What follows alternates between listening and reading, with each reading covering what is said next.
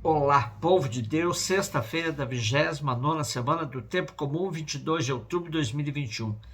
A nossa reflexão de hoje é a partir de Romanos 7, 18 a 25a e Lucas 12, 54 a 59.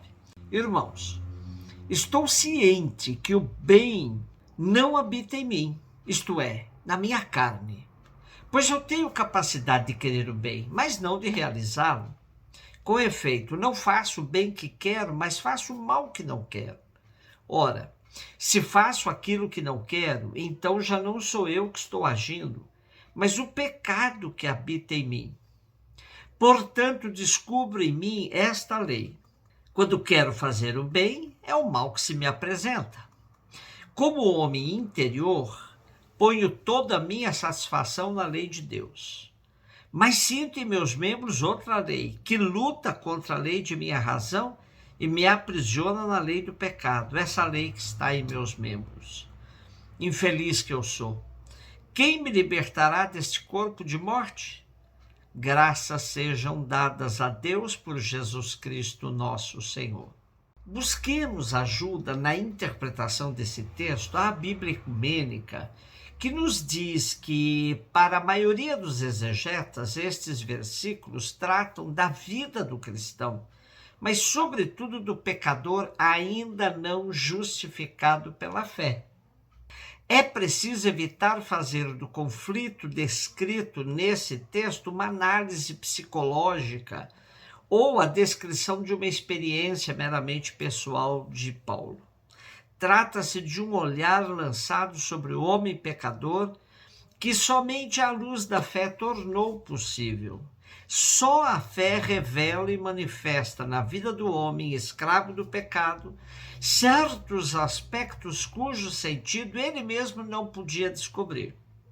O pensamento de Paulo se traduziria com bastante exatidão em termos de alienação, que etimologicamente significa pertencer a um outro. O pecado aliena o homem no sentido de que o engaja em um destino que contradiz as suas aspirações profundas e a vocação a qual Deus o chama. É esta contradição que Paulo põe em evidência, mostrando que o homem deseja o bem e aspira, mas sem sucesso, a evitar o mal. É a aspiração expressa pelo verbo querer, que revela o ser humano que tem consciência de sua alienação, mas que não consegue fugir dela.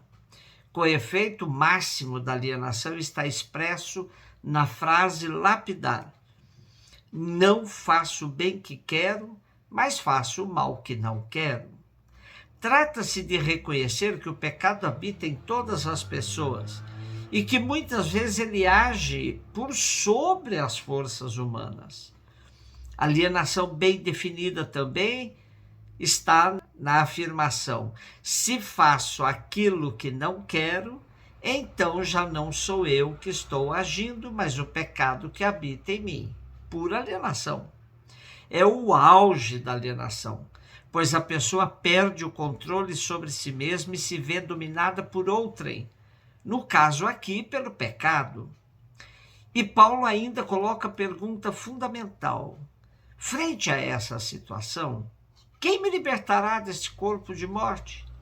E a resposta ele mesmo a dá: graças sejam dadas a Deus por Jesus Cristo, nosso Senhor.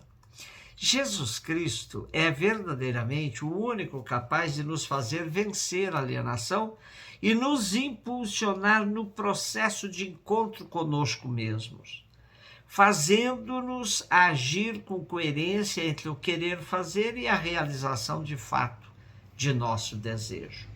Tal coerência somente podemos alcançar no seguimento de Jesus. Outra perspectiva importante a ser ressaltada é que, ao dizer que não sou eu que ajo, mas o pecado que habita em mim, de forma alguma Paulo está negando a responsabilidade pessoal do homem na prática do mal, assim como não nega na prática do bem. Em outra ocasião, Paulo afirma: já não sou eu que vivo, mas é o Cristo que vive em mim. E onde vive o Cristo reinam o bem e a liberdade. Lucas 12, 54 e 59. Jesus dizia às multidões: quando vedes uma nuvem vinda do ocidente, logo dizeis que vem chuva. E assim acontece. Quando sentis soprar o vento do sul, logo dizeis que vai fazer calor. E assim acontece. Hipócritas! Vós sabeis interpretar o aspecto da terra e do céu. Como é que não sabeis interpretar o tempo presente? Por que não julgais vós por vós mesmos o que é justo? Quando, pois, tu vais com o teu adversário apresentar-te diante do magistrado, procura resolver o caso com ele enquanto estás a caminho. Senão ele te levará ao juiz, o juiz te entregará ao guarda, e o guarda te jogará na cadeia.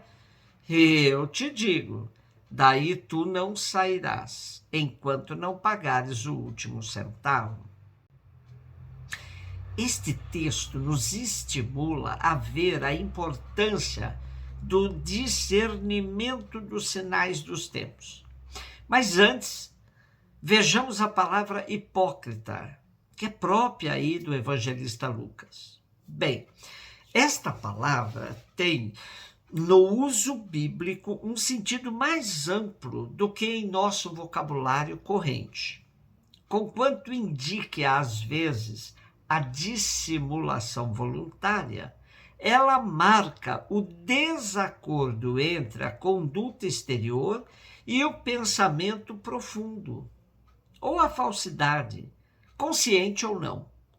Jesus a atribuía aos fariseus e mestres da lei, que levavam vida dupla, por fora uma coisa, por dentro outra. Porém, é bom destacar de nosso texto de hoje a questão do discernimento dos sinais dos tempos.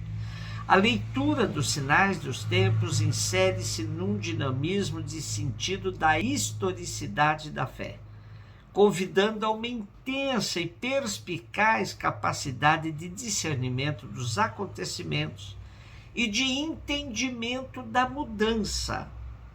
Importa recordar que leitura dos sinais dos tempos não é um mero exercício teórico, mas uma atitude prática. Daí a exigência da capacidade de tomar decisão.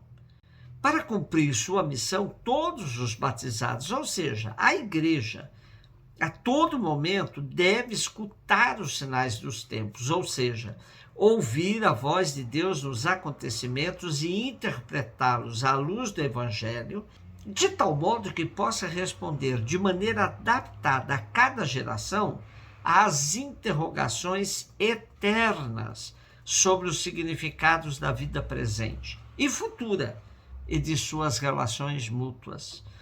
É necessário, por conseguinte, conhecer e entender o mundo no qual vivemos, suas esperanças, suas aspirações e sua índole, frequentemente dramática, nos afirma o teólogo Marcos Sassatelli. O Papa Francisco criou um termo, um verdadeiro neologismo, que é a palavra primeirear, ou seja, tomar a iniciativa. Ora, somente toma a iniciativa aquele que vive profundamente colado com o tempo presente, no exercício cotidiano do discernimento dos sinais dos tempos. Quando Francisco nos convida a assumir a postura de uma igreja em saída, ele afirma: cada cristão, cada comunidade há de discernir qual é o caminho que o Senhor lhe pede, mas todos somos convidados a aceitar esta chamada, sair da própria comodidade e ter a coragem de alcançar todas as periferias que precisam da luz do Evangelho. E no texto de hoje, o grande discernimento que Jesus pede é a capacidade de reconhecer nele a chegada do reino, o que deve acontecer na premência do tempo para que não seja tarde demais. Interpretar o tempo presente era aceitar que, com Jesus, estava acontecendo o reino, já antes que o dia do julgamento chegue, e não haja mais condições de se livrar da condenação. Daí a pertinência de saber ler os acontecimentos do tempo presente, como se lê os sinais da natureza. Somente quem se mantém com a mente e o coração abertos à atuação do Espírito será capaz de entender em tempo os sinais dos tempos. Um beijo no seu coração.